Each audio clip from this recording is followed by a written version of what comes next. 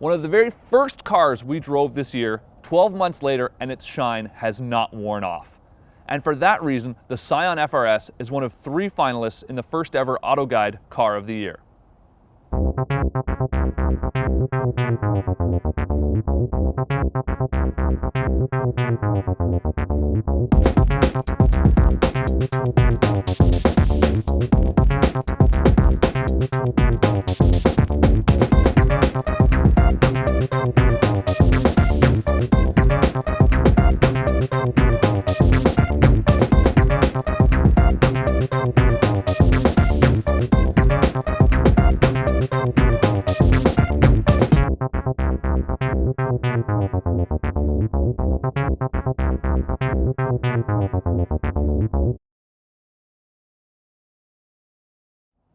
Perhaps the most talked about and anticipated sports car in a decade, I was one of a select few lucky enough to travel to Japan and be first to drive it. Now, anyone who's been following the FR-S knows that Toyota has really been pushing its sports car heritage. And there's a good reason for that, because if you look at the history of Toyota, especially recently, they've had precious little to talk about. And for that reason, I was less than willing to put my stamp of approval on it, even after a few stints behind the wheel. And I'll tell you why.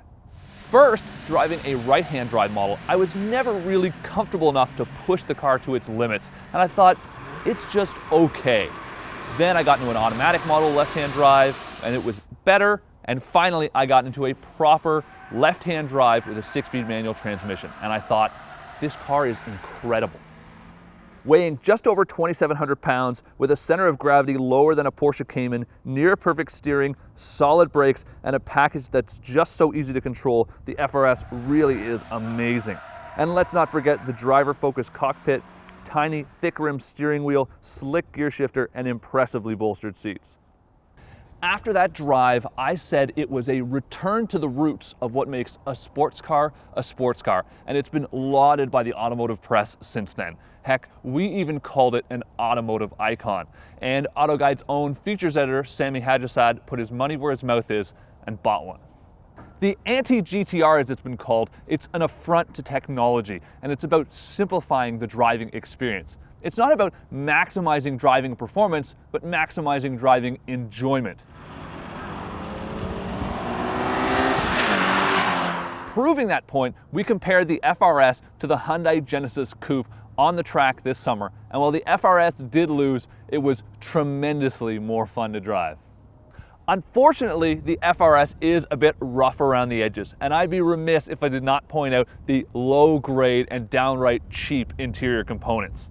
But that's a bit more understandable when you realize it costs just $24,200. And that's not for just a basic car that doesn't have everything you want. It only comes in one trim. You get everything, all the performance for that exact price.